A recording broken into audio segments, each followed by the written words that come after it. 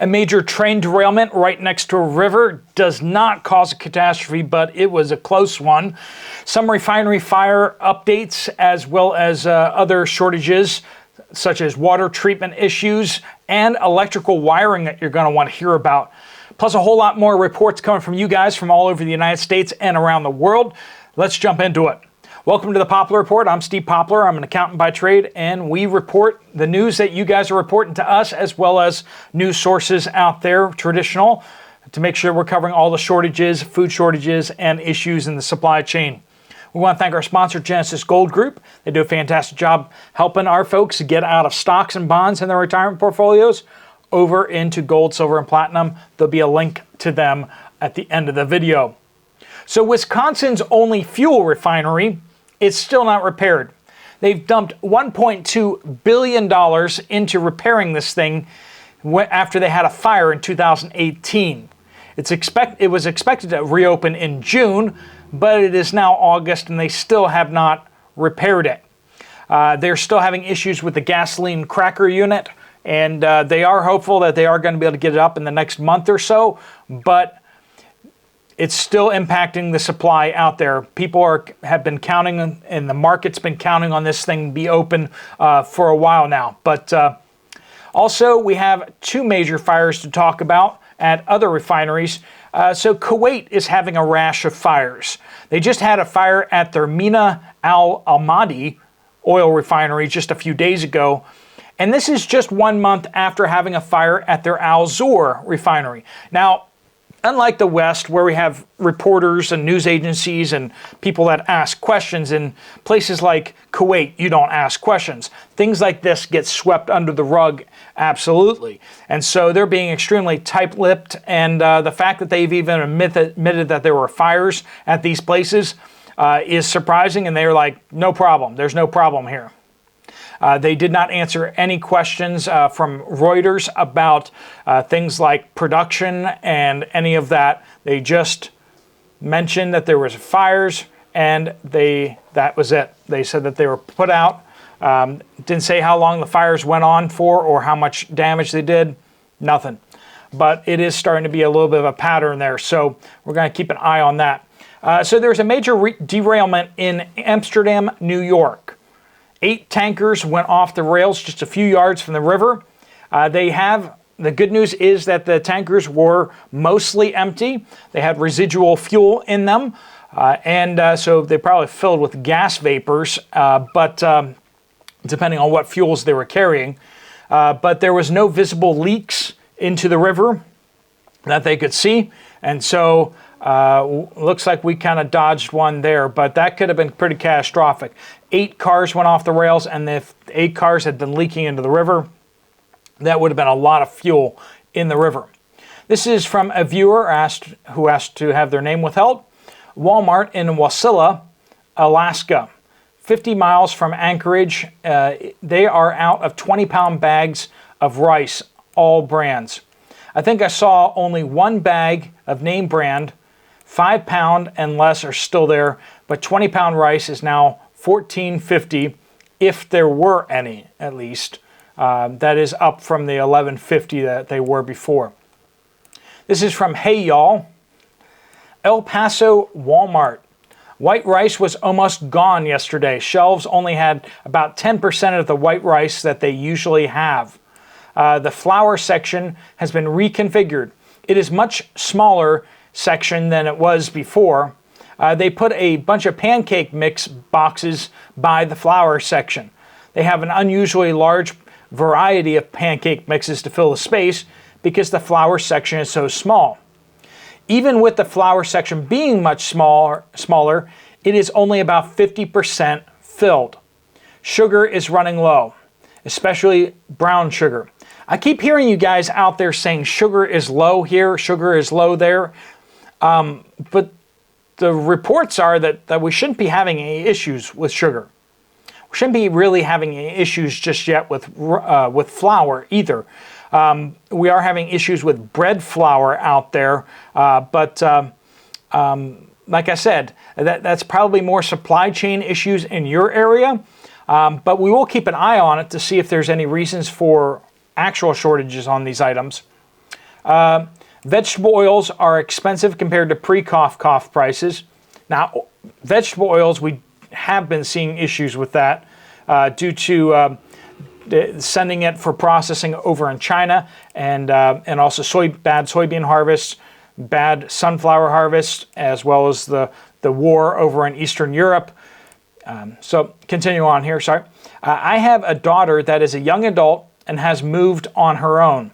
As such, she's new to grocery shopping completely and on her own, and buying cooking essentials. I commented to her about the flour situation because I know how she loves to bake. She didn't realize that the amount of flour in the shelves is abnormal. The food shortages are being normalized for younger people. If you have a child that is a young adult, teach them. Point things out to them. Don't let this be normal to them. They need to understand what's going on. It's good advice out there. Even though you and I are seeing it, you know there's plenty of adults that don't get it, right? But who should be getting it. But think about the young adults who grew up and have started coming out on their own. They don't know anything different, right? Northern Nancy says West Allis, Wisconsin, on Sunday. Save-A-Lot had everything fronted. I bought some rice, 20 pounds, and extra pasta. I was actually shocked how low all the stock was except for the junk food. This is from a viewer who asked to have their name withheld. I work in the pool chemical and water chemical industry in the South Mississippi region. Since the standard trichlor tablets have seen a 300% increase in price. This is due in part to the fires that occurred in 2 of the 3 manufacturing plants in the U.S. If you had noticed, the pool shock, which is basically the same stuff, suddenly got real sparse a couple years back. That's why. That cut production 75% for much of 2020 and 2021. I just received a memo from the Louisiana plant that due to increased raw material costs starting 2024, prices will increase by another 12%. This is not only affecting pool customers, but also some water treatment plants use this as well as large ships from the Navy to cruise ships. So expect to see some across the board price increases this year. If you're trying to secure your water, I know everyone wants to go with the Berkeys and they want to go with the water filters, but chemicals really have their place. When it comes to pool shock, it is one of the most economical ways to make sure that you have lots of ability to clean water. Pool shock is nasty to store.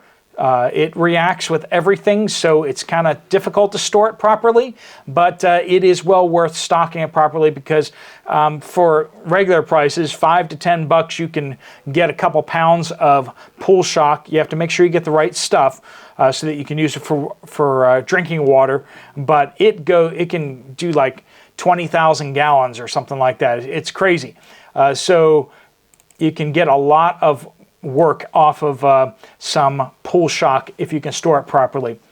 Managing Sanity says this: when shopping in either Omaha or Lincoln, speaking of Nebraska, right, I hardly see any shortages, as long as I shop in the wealthier areas. But when I shop in Fremont, I see all sorts of shortages.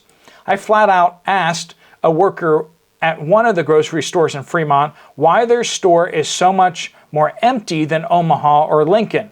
His response, I kid you not, they are shipping the food to the bigger cities. That's from worker. My heart sank. In Nebraska, Omaha, and Lincoln, they are the biggest cities on the eastern side, with small farming towns everywhere else. I grew up in Omaha my whole life, and I absolutely hate going into the shopping there now. Be wise, stock up, grow your own food. Yep. Kai says, update on a random item shortage from South Central Texas. This random item is a random item, and I picked it for a reason. I use regularly and is out of stock at all the Walmarts within 30 miles of me. The bottled Taco Bell sauce. Planning to check Target tomorrow. The website said that they have 9 left in stock at one near me. Hopefully I can snatch up all 9 as they seem to be disappearing with no known return date. I personally love the Taco Bell sauces, and I have a hard time keeping them on my shelf too. I really want to stock up on them. They used to be a lot cheaper, and it's just the little things, right? Little things. Just like, why is this one sauce just disappearing? Who knows? Who knows? MMI says La Habra, California. Home Depot and Lowe's are getting low on wire. Had to use number 8 instead of number 6, which made me lower the amount of current being delivered to my garage due to a wire change. The Home Depot worker told me the wire manufacturer is using the copper to make Romex instead of rolls of wire. There is less wire on the shelves every time I go back. Are you seeing issues with shortages of copper wire at stores? Let us know about that. I've definitely been seeing it here in Pittsburgh, Pennsylvania. So if you need wire for wiring and such, I've been trying to cobble together my solar system a little bit more here, and that's that takes a little bit of copper, and I keep wanting the prices to go down, but it's not working. So I need to bite the bullet and get the last sets of wire that I need for that. But Nicholas says, Southern Arizona got a break from the heat with a surprise hailstorm, which shredded the trees and vegetation. It's not good for crops either. All roads had some blockage of debris and trees. There was a pulp on the ground that was all the leaves and twigs and everything like that. Crazy. Dawn says, I'm in Northeast Pennsylvania. Just came from the Dollar Tree and their frozen section was empty. Freezers turned off. Barely any bagged rice or beans. No medicine bottles. Not much others. Shelves of shampoo were a bit lower. Please do keep your reports coming in. We appreciate reports like this one. Just use the word update down in any comment on any of these videos and give us some sort of geographical location. I appreciate you guys doing that. This one is from Katie Glow, rural central Missouri. This morning I went to Walmart and bottled water in larger cases was sparse. Coffee is in full-blown shortage. Haven't been able to get hubby's favorite apples in months, which are Fuji apples. Fresh cabbage was expensive, 84 cents for a pound, but still would have bought some if it hadn't been brown and soft. Blech. I prefer green cabbage to be green. All right, folks, thanks so much for getting your reports in. If you guys want to get those reports in, you can always email me directly if you want at the poplarpreparedness@gmail.com if you want to make sure your name is withheld. Also, if you want to check out another video from this channel, there's one right up here. If you want to talk to Jonathan and his team over at Genesis Gold Group about your retirement funds, you can go to their website right here. Thanks so much for watching. Steve Poplar of the Poplar Report, out.